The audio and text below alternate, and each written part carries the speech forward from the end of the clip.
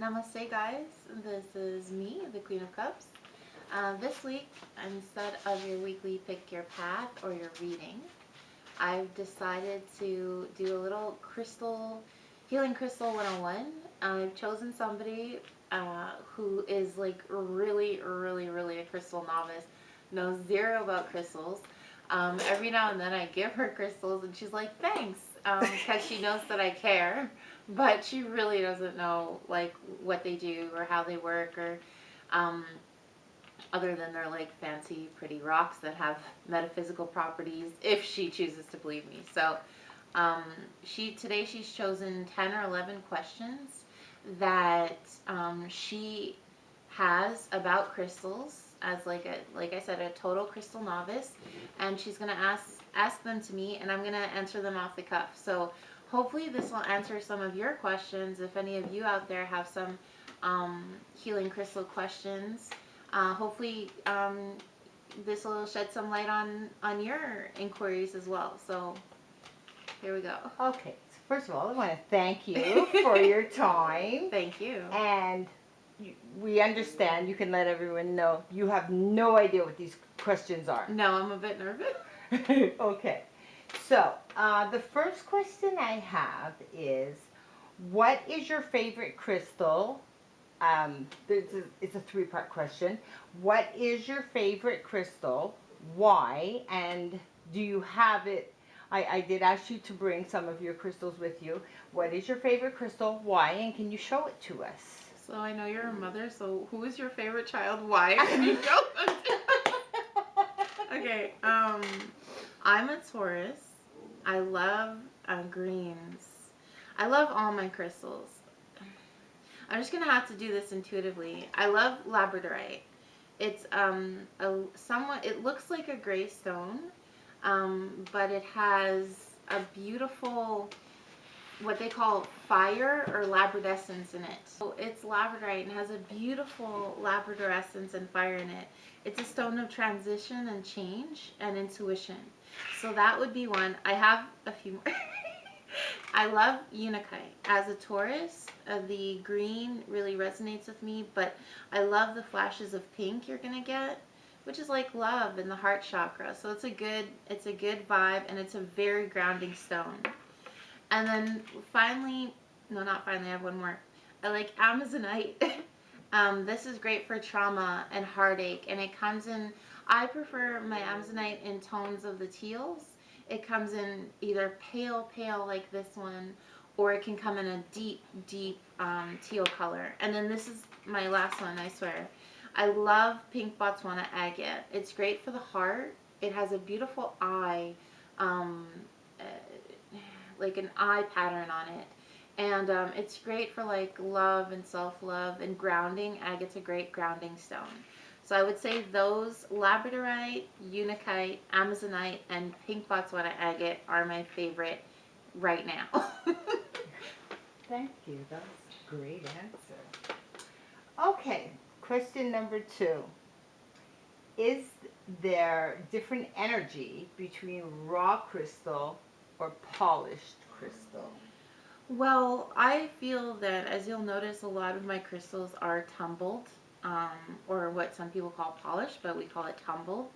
I find the energy is relatively similar. If I'm doing an energy healing session, I will use raw crystals just because the energy is higher, it's purer, it's more amplified, and it's just a cleaner vibration. Now keep in mind, guys, if you're really sensitive, these crystals might overstimulate. If you're really sensitive to crystal energy, it might overstimulate. So you might want to go for a tumbled stone. Or if you use a raw stone, you might want to put it a little bit farther from you. But in energy healing, I prefer raw stone. It has a higher energy, amplification, higher vibes. But tumbled is just as good in most cases. Thank you. How do I know a crystal is right for me? Oh, this is a fun question. Oh, good. In this day and age, a lot of us, what we do is we order our crystals online, which is fine and good, but I still get my crystals at a man's shop where in the area I live, as you know, and I like you guys to go into the stores, go into the mom and pop shops. It's a great way to support local business. There's also great and get a discount because online sometimes it can be pricey, but it's a great way. Pick up the stone. If you see a stone, look at it. Let your intuition guide you. If you see a stone, I really love this stone. Pick it up, hold it in your hand. You might get an energy from it. You might feel an emotion. You might get a memory from it. This means it's working. This means it's resonating for you. You might get chills. You might feel warm. Whatever happens, I really, and as much as possible, when you're choosing crystals, try and get in the stores. I know with the pandemic, it's a little iffy. Try and get in the stores and touch your crystals. Once the pandemic's over. Once the pandemic's over.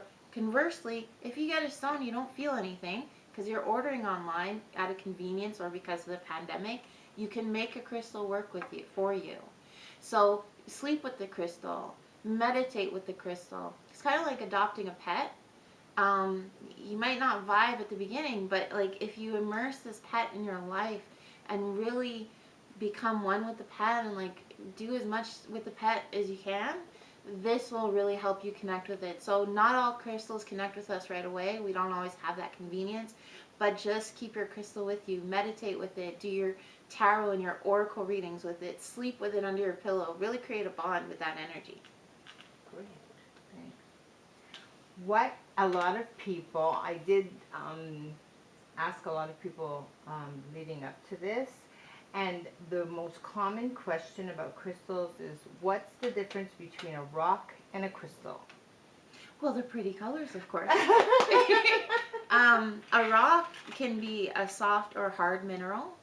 It can be many minerals in one. It can be many things, kind of very ambiguous. Soft or hard mineral, multiple minerals in one. A crystal comes from the Earth's core, typically. It's hard. So every crystal has a Mohs score, so it's hard. And it's usually a given mineral. Unless in the case of you have like a tourmalated quartz with black tourmaline and quartz in it. That's 2 minerals. Or moss agate with a lot of preite. That's 2 minerals. But for the most part, it's going to be harder, and it's going to be from the Earth's core, and it's going to be of one specific mineral. Okay, which brings me to my next question. Mm-hmm. I read that some crystals can dissolve. Namely, I think tourmaline, selenite. So when you say that they're harder, then I have some confusion. Okay. Some crystals, like picture them like sand, for example. Some crystals just are porous. They take on the water and they absorb the water. Some crystals are rust. You know, you have a piece of hematite. There's a lot of metal in here, metallic ore. So these can rust. Whereas selenite, because it's porous, it can disintegrate. And then you have some crystals that are just a no-no in water because they're toxic. Okay, so yes, they're hard, and I get how it creates some sort of confusion because it's kind of like saying, are they hard or not? Some of them are porous, and some of them have toxins in them that don't agree with water or agree too much with water and just kind of disintegrate. How would someone take care of crystals? Okay, how would you take care of crystals? I prefer not to keep them in plastic. That's rule number 1 for me. Treat them like a plant or any other living thing. Be kind to them. I would keep them in a burlap sack or a satin sack. Or the crystals I sell on my Etsy shop, I put them in a little sateen bag, a velour bag. You want to put them in a somewhat breathable fabric. The next thing is, don't leave them out in the sun. I know it's really nice to sit our crystals in the sun and, you know, watch them twinkle and get that chromotherapy of the beautiful colors. It can dull the colors of your crystals. And as we just discussed, water is not good for all crystals. So you're going to want to keep the water out of, you're going to want to keep them out of water. It's a great thing. You can sometimes use other crystals to cleanse. So if you have, let's say, some crystals, you can keep them with carnelian, natural cleanser. Or you can keep it with black tourmaline, also a natural cleanser. Another natural cleanser is kyanite. So care for your crystals like you would a dear friend. Don't bang them around. They do chip. Try and keep them out of the sun. And then we go on the whole thing. If you want to charge them, put them in the moon. And then keep them out of the water. Unless you've really read extensively, it's better to keep your crystals out of the water. In your case, you're a novice. That's why we're here today. Keep them out of the water. It's a lot of trial. It could be a bad trial. Not even trial and error, just a bad trial. Okay. How often should you cleanse your crystals? I treat, as an energy healer and a crystal healer, I like to treat our spirits and our chakra and our aura in the same way we treat our crystals. So if you've been through, you should do it regularly. So I would say once a month. Unless you're keeping them with, as I just mentioned, a piece of blue kyanite or keeping them with a piece of carnelian, then they're naturally cleansed on their own. But if you've, just like our auras and our chakra, if you've been through an intensely emotional period with your crystals, if they've transmuted a lot of stress and anxiety, if they've been handled by somebody else, on error, people get curious, cleanse them. And you can do this by leaving them out in the moonlight. As I mentioned, better to veer away from water, but once you learn more about your crystals, you can cleanse them in a stream of water, only water-safe crystals, or you could have a disaster on your hands. Or you could cleanse them with just positive intention. Envision your crystal in a stream of light and set the intention to cleanse them. But I feel like after a heavy use, a lot of cleansing, a lot of transmuting, heavy emotions. If you're clinging to your amethyst looking for anxiety reduction, I want you to cleanse it out. Like, just to get that funky energy out. But once a month, if with regular use, or as I mentioned, if you have a piece of carnelian with them, carnelian, the orange stone, or a piece of blue kyanite with them, you don't need to cleanse them. It's a natural cleanser. Oh, that's very interesting.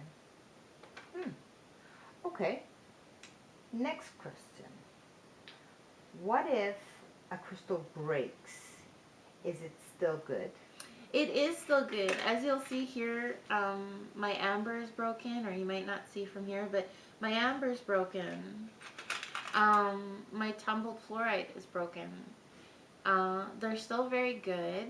Try and keep your crystals in good repair. It's sad when they break because they become a part of us, but they're still good. Now you have, two crystals. Sometimes crystals can break with wear and tear or with use or high energy, and sometimes they just break. But it's okay. They're still good. They're still useful. Be careful with jagged edges, with yourself, with pets, with children. I mean, it's safety first, but your crystals are still good. They're still useful. The energy is still locked within them. It happens.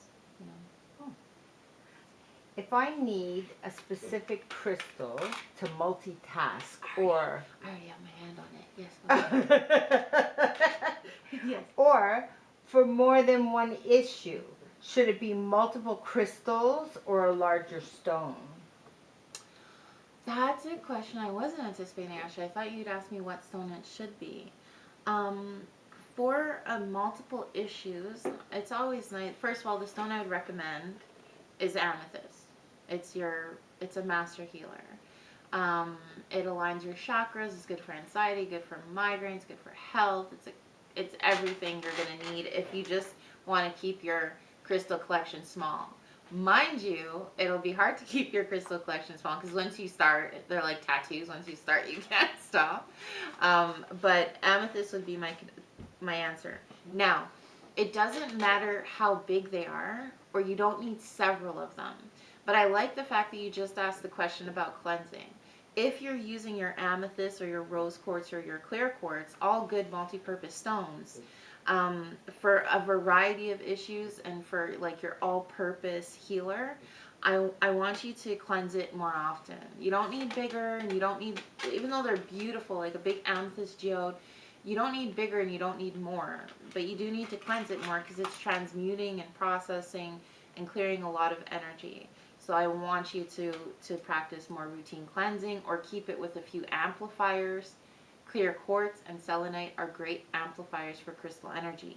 And make sure like you put it to bed at night with a piece of blue kyanite. And last question is, if I don't believe in the healing of crystals, will they still work for me? Wow.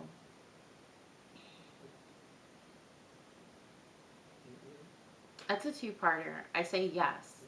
If I don't believe in the healing properties of a Tylenol, does it still work?